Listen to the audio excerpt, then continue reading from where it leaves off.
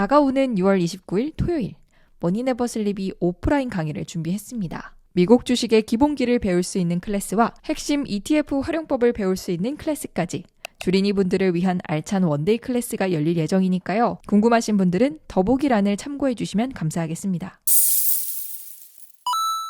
안녕하세요. 여러분들의 ETF를 책임지는 유리마나입니다. 올 초 개정안이 발표되면서 인기가 뜨거운 ISA, 저희 ETF로 놀고 먹기에서도 앞으로 2편에 걸쳐서 ISA 활용법을 알아보려고 하는데요. 가입 방법부터 내가 받을 수 있는 혜택은 무엇인지 ISA 기초편으로 들어가 보겠습니다. 우선 나는 ISA에 가입할 수 있을지가 궁금하시죠?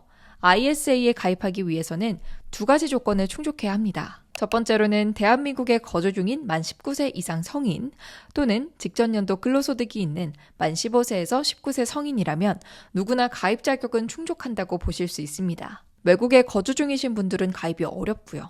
다음으로는 직전 3개년 중 1회 이상 금융소득 종합과세 대상이 아니어야 한다는 요건이 있는데요. 지난 3년 동안 연간 금융소득으로 2천만 원 이상 벌었던 분들이라면 ISA에 가입하실 수 없습니다. 그리고 기존에 ISA 가입이 돼 있는 분들 중에 중간에 종합과세 대상자가 됐다면 ISA 계좌 만기 후 연장하실 수 없고요. 이렇게 ISA 가입 조건을 확인해 봤는데요. 이제는 계좌를 만들어야겠죠. 문제는 한눈에 봤을 때 계좌 유형도 많고 뭔가 복잡해 보인다는 게 있습니다. 하나씩 차근차근 살펴보겠습니다. ISA 계좌는 일반형, 서민형, 농어민형이 있는데요. 본인의 소득에 따라 가입할 수 있는 ISA 계좌 유형이 달라집니다. 우선 본인이 서민형과 농어민형에 해당이 되는지를 살펴봐야 합니다. 서민형은 총 급여 5천만 원 이하이거나 종합소득 금액이 3,800만 원 이하인 분들이 가입하실 수 있고요. 농어민형은 종합소득 금액이 3,800만 원 이하인 농어민 거주자가 가입할 수 있는 유형입니다. 이에 해당되지 않는 분들은 모두 일반형으로 분류되고요. 일반형과 서민형, 농어민형은 비과세 한도가 차이가 납니다. 일반형은 배당과 이자 소득 비과세 한도가 최대 200만 원이고요. 서민형과 농어민형은 400만 원입니다. 두 유형 모두 이 한도를 초과할 경우에는 9.9%가 분리과세되고요. 납입 한도는 일반형이든 서민 농어민형이든 연 2천만 원, 총 1억 원으로 동일한데요. 이 한도는 다음 해로 2월 되기 때문에 매년 2천만 원씩 채워넣지 않아도 괜찮습니다. 그리고 ISA의 의무가입 기한은 3년입니다. 이 경우에는 연 2천만 원씩 총 6천만 원을 넣을 수 있는 거고요.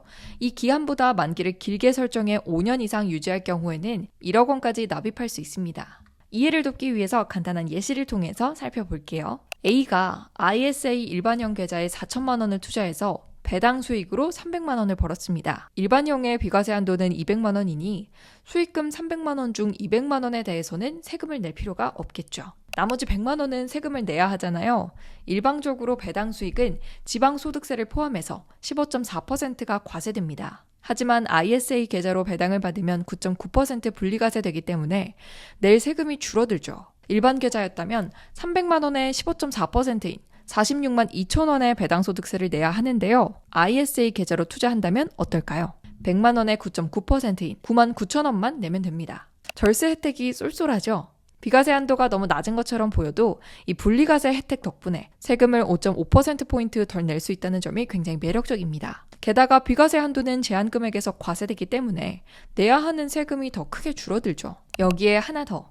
2024년 금융위에선 이 ISA 개선 방안을 내놨는데요. 이 법안이 국회에 통과된다면 혜택은 더 커질 예정입니다. 내년쯤 시행이 된다고 가정할 때 혜택이 어떻게 늘어나는지도 먼저 체크해 볼게요. 첫 번째로 납입 한도가 늘어납니다. 현재 연 2천만 원, 5년 납입 시 총 1억 원까지 납입할 수 있는데 연 4천만 원, 5년 납입 시 총 2억 원으로 크게 상향됩니다. 비과세 한도도 늘어나는데요. 일반형은 200만 원에서 500만 원, 서민형, 농어민형은 400만 원에서 1000만 원으로 상향됩니다. 이에 더해 국내 투자형 ISA도 신설될 예정이고요. 예금, 채권, 리츠 등 다양한 곳에 투자할 수 있는 기존 유형과는 달리 국내 주식과 국내 주식형 펀드에만 투자할 수 있습니다. 국내 투자형 ISA는 금융소득 종합과세 대상자도 가입할 수 있다는데요. 다만 금융소득 종합과세 대상자의 경우 비과세 혜택은 없지만 ISA 계좌에서 난 수익을 15.4% 분리과세 받을 수 있습니다. 세율은 같지만 분리과세 되기 때문에 종합소득세에 포함되지 않는다는 점이 메리트죠. 배당소득세 영상에서 살펴봤듯이 근로소득이나 사업소득에 금융소득을 더하면 이 세율이 훌쩍 뛰기 때문에 이를 피할 수 있다는 게 가장 큰 장점이라고 할 수 있습니다. 그럼 이쯤에서 중간 정리를 하면서 숨을 잠시 돌려볼까요? 근로자의 경우 총급여 5천만 원, 개인 사업자의 경우 종합소득 3,800만 원 이하의 경우는 이 혜택이 더 많은 서민형 ISA에 가입할 수 있습니다. 그 이상은 일반형에 해당하고요. 매년 2천만 원씩 총 1억 원까지 납입할 수 있는데요. 의무 납입 기한은 3년이지만 그보다 길게 만기를 설정할 수도 있습니다. 비과세 한도는 일반형 200만 원, 서민형 400만 원입니다. 이를 초과하는 금액은 15.4% 대신 9.9%의 세율로 분리과세 되는데요.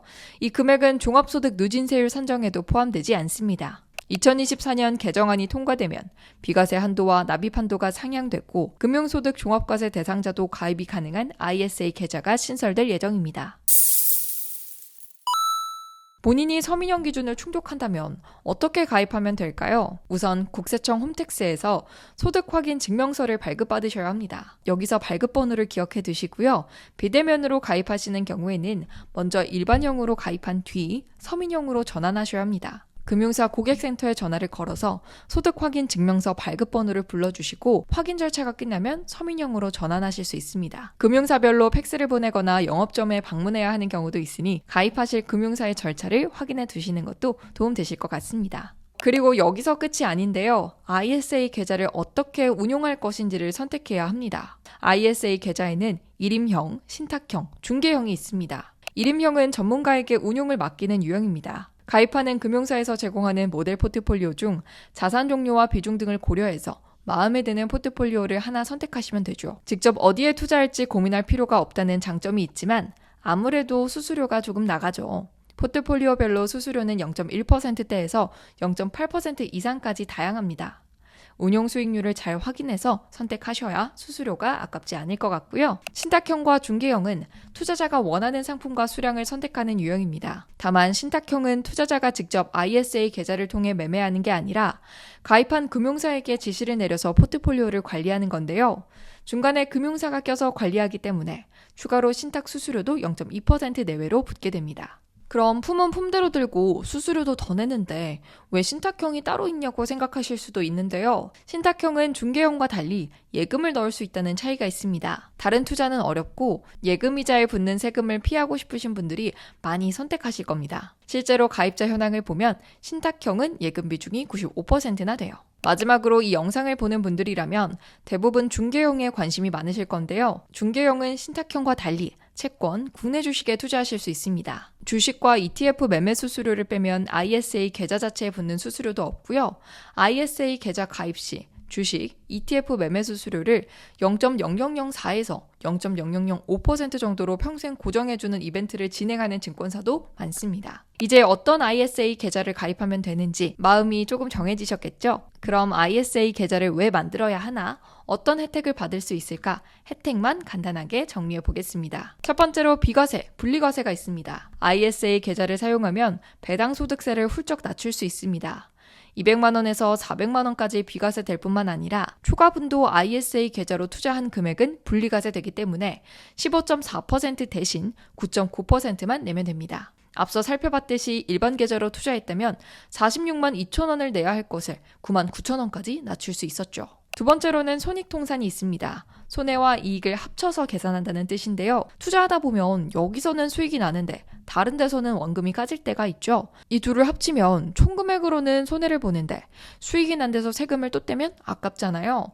이 ISA 계좌를 쓰면 손실을 차감한 매매 차익의 배당소득과 이자소득을 합산해서 순이익에 대해서만 세금을 내면 됩니다. 예를 들어 주가가 하락해 50만 원 손실을 받고 배당과 이자소득을 300만 원 봤을 때 순이익이 250만 원이잖아요. 여기에서 비과세 한도인 200만 원을 빼면 50만 원만 9.9%의 세금을 내면 된다는 거죠. 일반 계좌라면 300만 원에 대해 모두 15.4%가 과세가 됐을 텐데요. 세 번째로는 과세 이연 효과가 있는데요. 일반 계좌를 쓰면 배당과 이자 소득이 원천 징수된 뒤에 통장에 들어오죠. ISA는 만기 해지 시 한 번에 과세가 되기 때문에 받은 배당과 이자를 모두 재투자할 수 있습니다. 여기까지 ISA 기초편을 살펴봤는데요. 이어지는 2편에서는 어떤 종목을 담으면 좋을지 조금 더 깊은 내용으로 들어가 보려고 합니다. 다가오는 2편도 많은 관심 부탁드릴게요.